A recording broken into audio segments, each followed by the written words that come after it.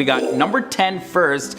Hospitals. So the first modern hospital with nurses and training center and everything was in Cairo. The Ahmed Ibn Tulun Hospital was established in the year 872. All patients received free healthcare, which was a Muslim tradition that was institutionalized when the hospitals started to become a thing. Now this model would later serve as a template for other hospitals that would appear in different parts of the world. And number 9 is the toothbrush. So Islam places a lot of emphasis on hygiene, and the ancient Egyptians are thought to have chewed on twigs from what's called a toothbrush tree. However, these twigs, also known as miswaka, became known to a lot more people when the Prophet Muhammad started using them regularly to brush his teeth. The Quran does not mention miswak twigs specifically, however many Islamic scholars have mentioned it in their writings. Number 8 brings us magnifying glass as well as glasses. It's grouped together and you'll see why. The scholar Hassan ibn al-Haytham from Basra, Iraq was the first person to describe how the eye actually works. He carried out some experiments with reflective materials and proved that our eyes don't actually emit rays to perceive our environment as it was believed up until then. He also discovered that curved glass surfaces can actually be used for magnification. His glass reading stones were the first magnifying glasses that were ever created, and it was from these that glasses were later developed. So people started wearing them on their face to now see better, increase magnification, and of course that led to telescopes and binoculars, so many other things. An amazing one is also the camera. So Hassan ibn al-Haytham appears again for his revolutionization of optics. So he completely rejected the Greek idea that invisible light rays emitted from our eyes and that caused sight, and he believed that vision was caused by light reflecting off an object and entering our eye. In a genius experiment using a dark room with a pinhole on one side and a white sheet on the other side, he proved this theory. Light came through the pinhole and it projected an inverted image of objects that were outside of the room onto the sheet on the opposite side. He called this the camera, and it was the world's first camera obscura, which we get the term camera from. Clocks come in at number 6. So there was an ingenious man called Al-Jazari from Turkey, and he was a very devout Muslim as well as a highly skilled engineer, and he created the concept of automatic machines. By the year 1206, Al-Jazari had made numerous clocks of all shapes and sizes. So of course, as we need time today to stay on schedule, structure our lives, so did Muslims over 700 years ago. They knew that it was important to know the time so that they can do things like their regular prayers and things like that. So this of course was a revolutionary invention. At number 5, we have surgical instruments. So back in the 10th century, the surgeon Abul Qasim Khalif il-Abad al-Zawahiri, he was a man known in the West as Abu Qasis, and he wrote the Al-Tadrif, his medical encyclopedia, which included a section called On Surgery, and this had a large collection of over 200 surgical tools. Using instruments for surgery was a very revolutionary concept because it actually enabled science to change from just being a speculative theory to something that can be experimental now.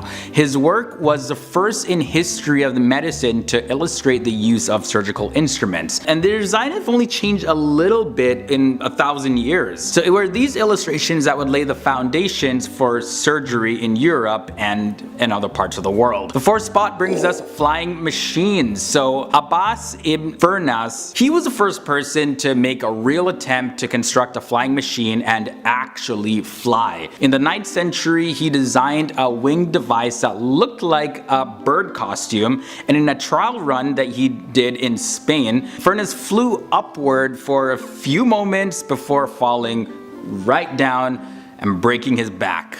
His design would be an inspiration for future flying devices and vehicles. At number 3 brings us coffee. So coffee, to a large degree, is the best known of the Muslim world's exports. While it originated in Ethiopia, it soon found its way over to the Red Sea, to the Arabian Peninsula, where it grew in popularity. The legend tells us of an Arab goat herder who noticed their change in mood when the goats ate a certain berry. So he boiled the berries and came up with the first coffee. So yeah, coffee, a very interesting origin story. I know there are some conflicting origin stories out there, but let me know what you think down below. Yeah, Muslim invention or not? This one is probably the one I was a little bit about, but sources do indicate that this was a Muslim invention. Algebra is at number 2. So the word algebra comes from the title of a Persian mathematician and his famous work in the 9th century, and that was called the Kitab al-Jabr wal-Muqabala. Muhammad ibn Musa Khwarazm introduced the beginnings of algebra, and it was a revolutionary move away from the Greek concept of mathematics, which was for the most part based on geometry. He also was the first person to introduce a concept of raising a number to a power. And in at number 1, we have the modern standing army. So the first modern standing army was developed by the Ottoman Empire. While technically speaking, a slave army in the early days in Europe was thought to be the first standing army, but of course other standing armies did exist as well in the past, like the Romans and the Spartan armies, for example. However, unlike other armies before them, the Janissary soldiers were actually paid a regular income, and they were, however, forbidden to marry and engage in any type of trade. They would later become famed and known for their internal cohesion, their strict discipline, as well as their fighting skills. By the 17th century, their power would grow so much to a level that they were able to become what's called kingmakers in the Ottoman Empire, and then they were later disbanded. So starting off with number 10, we have the invention of universities. Fatima al-Fariya, she was an Arab Muslim who's actually credited for founding the oldest existing, continually operating, as well as the first educational institution in the world to hand out degrees. Now, this is the University of Al-Quranian located in Fez, Morocco. So, how did this all start anyways? Well, when Fatima al-Fariya's father passed away, he left some money behind for her and her sister. So she used that inheritance to set up this new university. It started off originally as a mosque, and then over time it turned out to become a place of education. Now, there are a lot of different subjects that were taught, including things like chemistry, medicine, algebra, grammar, astrology, and a whole lot of other stuff. Even music as well was included. And there's a library that was founded at the university, and it has more than 4,000 different manuscripts, 9th century Quran, as well as the earliest collection of hadiths, which by the way are the records of the traditions and sayings of the Prophet Muhammad, are there as well. So not only did that invention have a big impact in the Muslim world, but it also had a huge impact in the world in general. Number 9, we have windmills. Now, the windmill was invented in 634 for a Persian caliph. Initially though, electricity wasn't made from these windmills. However, what they were used for was to grind corn and draw water for irrigation. So over in Arabia, when the streams ran dry, the only source of power was the wind. So these windmills had about 6 or 12 sails that were covered in fabric or some sort of leaf, usually palm leaves. It was 500 years before the first windmill was seen in Europe. Vaccinations. Everybody's talking about vaccinations, especially being in self-isolation, but that comes in at number 8. Most of us were taught in schools that vaccination was invented by Edward Jenner and Louis Pasteur, but it actually was a Muslim who first came up with this technique, which was later then brought to Europe from Turkey by the wife of the English ambassador in the year 1724. So children over in Turkey were vaccinated with cowpox to fight off the deadly smallpox, and records indicate that this was at least 50 years before the West had discovered it. The astronomical computer comes in at number 7, and this is attributed to Miriam al-Ijliya. She's famous for constructing astrolabes, and these things, they were used to determine the position of the sun as well as the planets, and were in turn used in the fields of astronomy, as well as used for horoscopes and also in astrology. During the period of the 10th century in Aleppo, Syria, she created different designs that were very intricate, and from the years 944 to 967 AD, she was hired by the ruler of the city, Saif al-Dawla. World maps are next. Thank God for maps, or else we would be so lost. But have you seen this? There's this 12th century map. This map was created by an Andalusian cartographer named Al-Idrisi, and he lived between the years of 1100 to 1166. So this is the map that was produced in Sicily and is seen as the most complete and accurate description of the world that was made in medieval times. Now, it was used a lot by travelers for many centuries, and it contained detailed descriptions of the Christian world as well as the Islamic world and Africa, as well as different parts of the world. At number 5, we have magnifying glasses. There's a scholar by the name of Hassan ibn al-Haytham from Basra, Iraq, and he was the first person to describe how the eye actually works. So he carried out various different experiments with reflective materials, and he was able to prove that our eyes, they don't emit rays to perceive our world, because that was a popular belief at the time. But he also discovered that the curved glass surface can actually be used for magnification. His glass reading stones, as they were called, were the first magnifying glasses that were ever invented. And it was from these that the modern day glasses were later developed, and of course magnifying glasses as well. And then of course that led to contact lenses, which I'm wearing right now. But it all started from that one invention. Number 4, clocks. What would we do without these things? There's a man by the name of Al-Jazari from Turkey, and he was a very religious Muslim, and he was a very skilled engineer who actually created the concept of automatic machines. By the year 1206, Al-Jazari, he had made numerous clocks of all different shapes, all different sizes. So just as we need time today to structure our daily lives, of course, Muslims did also more than 700 years ago. Muslims knew that it was really important to know time, because they can structure their lives, as well as they were able to know when to pray at the right time each and every single day and announce the call to prayer in the mosques. And adding the structure of a clock that showed time really helped with promoting that. And number 3, we have cameras. So Hassan ibn al-Haytham also appears again right here. Now this guy was a genius. He came up with the revolution of optics. He rejected the Greek idea that an invisible light emitted from the eye caused sight, like we were talking about before. And then he believed that vision was caused by light reflecting off an object and entering our eyes.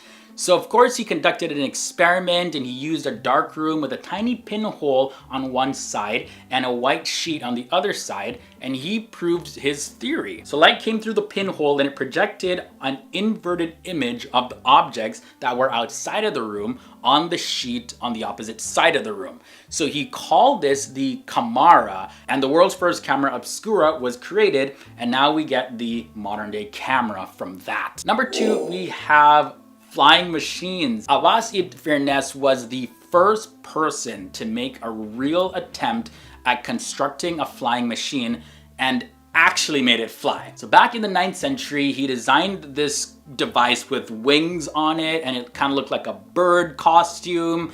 So he conducted a trial run over in Spain, and then he was able to fly upwards for a little bit before he fell all the way down to the ground. He ended up breaking his back though, which was very unfortunate.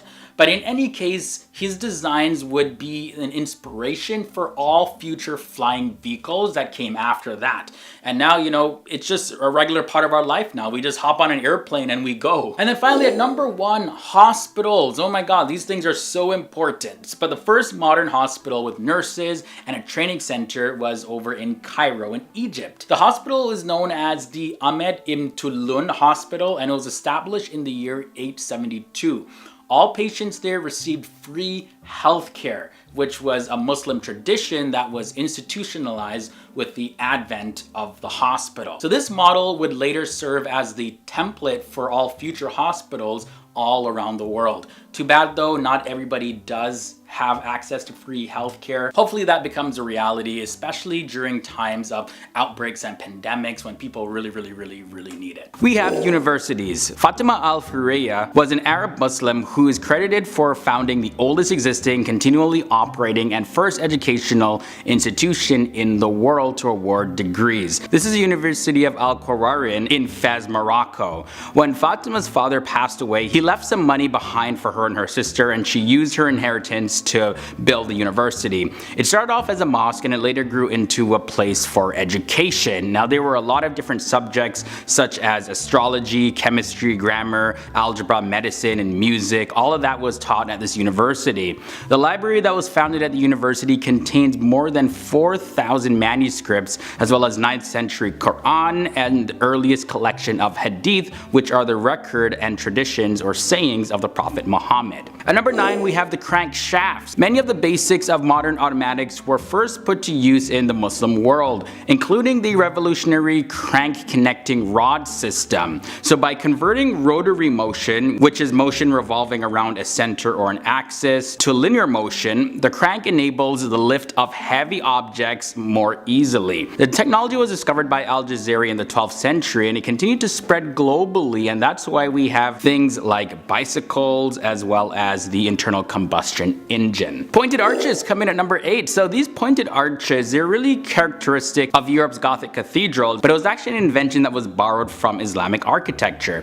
It was much stronger than the rounded arch used by Romans, thus allowing the building to be made bigger and higher as well as more complex. Europe's castles also were modified to be more like the buildings in the Islamic world. The windmill was another invention attributed to the Islamic world. So the windmill was invented in 634 for a Persian caliph, and initially electricity wasn't made from these windmills. Instead, they were used to grind corn as well as draw up water for irrigation. In Arabia, when the water streams ran dry, the only source of power was the wind. These windmills had 6 or 12 sails, and it was about 500 years before the first windmill was seen in Europe. Now we got vaccination. So most of us were taught in school that inculcation or vaccination was invented by Edward Jenner and Louis Pasteur. It was actually Muslims who first came up with this technique, which was later brought to Europe from Turkey by the wife of the English ambassador in the year 1724. Children in Turkey were vaccinated with cowpox to fight the deadly smallpox at least 50 years before the West had discovered it. Halfway in, we got rocket and torpedoes. Although the Chinese invented saltpeter and gunpowder and used it in their fireworks, it was actually the Arabs who worked out that it could be purified using potassium nitrate and be used for military purposes.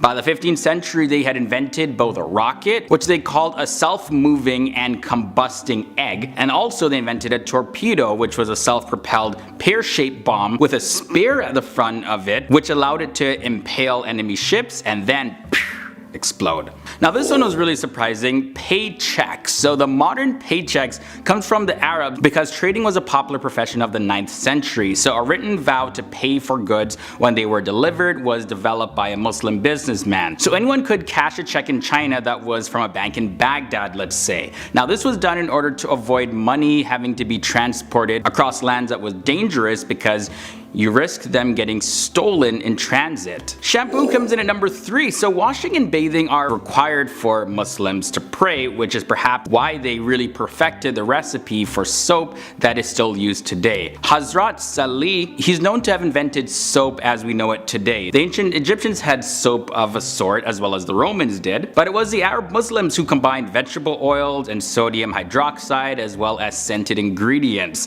And the shampoo was introduced to England by a Muslim who opened Muhammad's Indian vapor bath in the year 1759. We're coming down close to the end of this video. Number 2 brings us world maps. So have you seen this 12th century map of the Andalusian cartographer Al-Idrisi? He lived from 1100 to 1166. This map was first produced in Sicily and is seen as the most complete description of the world that was made in medieval times. It was used a lot by travelers for centuries, and it contained detailed descriptions of the the Christian world as well as the Islamic world, and also Africa and other places. Now, the number one Muslim discovery and invention is astronomical computers. Miriam al-Idliya is famous for constructing astrolabes, which were used to determine the position of the sun and the planets, and were in turn used in the field of astronomy, astrology, as well as horoscopes. During the 10th century in Aleppo, Syria, she created designs that were so intricate from 944 to 967 AD that she was hired by the ruler of the city, Saif al-Dawla. So at number 10, you can thank Muslims for Arabic numerals. Have you ever wondered why the numeric system we use is called Arabic? You can thank the early Islamic world for that.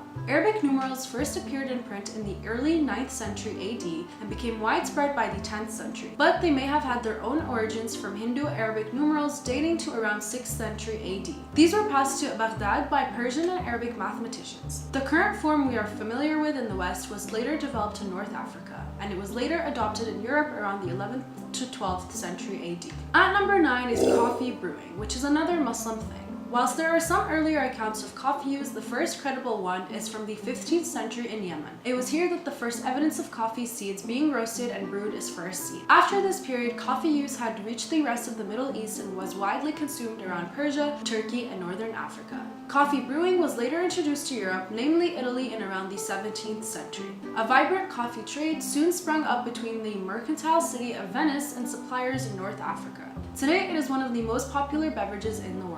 So at number 8 is the modern standing army, which was also Muslim. Much to the dismay of Europe during the late Middle Ages, the first modern standing army was developed by the Ottoman Empire. Whilst technically speaking a slave army, the Janissaries were the first modern example of a standing army in Europe. Records show that they were most likely formed in around the 14th century AD. Early corps consisted primarily of kidnapped and captured boys who were forced to convert to Islam and fight for the Sultan. They would later become famed for their internal cohesion, strict discipline, and fighting power. By the 17th century, their power would go to such a level that they were able to become kingmakers in the Ottoman Empire and were later disbanded.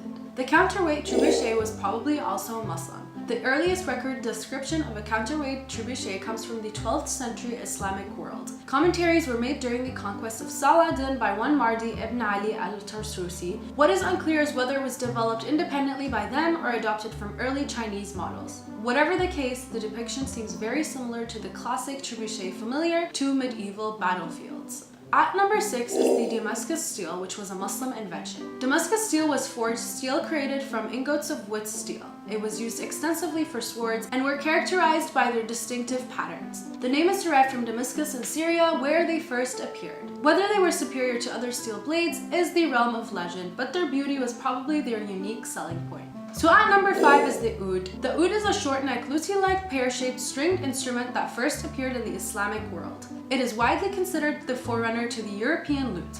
Ouds are in turn thought to derive from earlier Persians' barbarats and other similar instruments that have been used in the Middle East for thousands of years. The first description of the modern oud was by an 11th century Muslim musician, Al-Hasan ibn al-Haytham. Today it is still widely used in around the Middle East and is still a fond favorite amongst musicians around the world. At number 4 is optics. Many of the most important advances in the study of optics come from the Muslim world, says Hassani. Around the year 1000, Ibn al-Haythami provoked that humans see objects by light reflecting off of them and entering the eye. This great Muslim physicist also discovered the camera obscura phenomenon, which explains how the eye sees images upright due to the connection between the optic nerve and the brain. At number 3 is clocks. An indigenous man called Al-Jazari from southeast Turkey was a Muslim and a highly skilled engineer who gave birth to the concept of automatic machines. By 1206, Al-Jazari had made numerous clocks of all shapes and sizes. Just as we need time today to structure our lives, so did Muslims over 700 years ago. Al-Jazari was sticking to the long Muslim tradition of clock making. They knew it was important to know the time so it could be used well through doing good deeds, knowing when to pray at the right time each day, and announce the call to prayer in mosques. At number 2 is flying machines. Abbas ibn Firnas was the first person to make a real attempt to construct a flying machine and actually fly. In the 9th century, he designed a winged apparatus which roughly resembled a bird costume. In his most famous trial near Spain, Firas flew abroad for a few minutes before plummeting to the ground and partially breaking his back. His designs would have undoubtedly been an inspiration for the famous Italian artist and inventor Leonardo da Vinci some 600 years later. Last but not not least is maps. Maps have helped people find their way for about 3,500 years, the earliest ones being on clay tablets. The introduction of paper was a huge leap forward in the art of map making. Modern technology uses a system of satellites and other receiving devices to compute positions on the Earth. Back in history, maps were made from travelers' and pilgrims' account. The bug of traveling had bitten the 7th century Muslims, and they soon began to leave their homes for trade and for religious reasons to explore the world they lived in. They walked routes, sometimes simply gathering knowledge about new places. When they returned, they gave accounts of the people and sites that they had encountered.